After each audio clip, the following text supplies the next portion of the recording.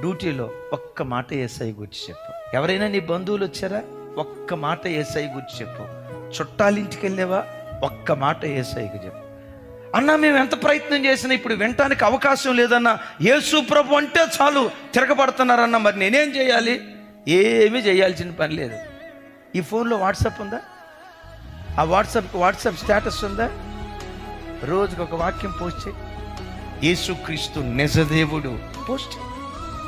యేసుక్రీస్తు అందరికీ ప్రభు అయి ఉన్నాడు పోస్ట్ చేయి.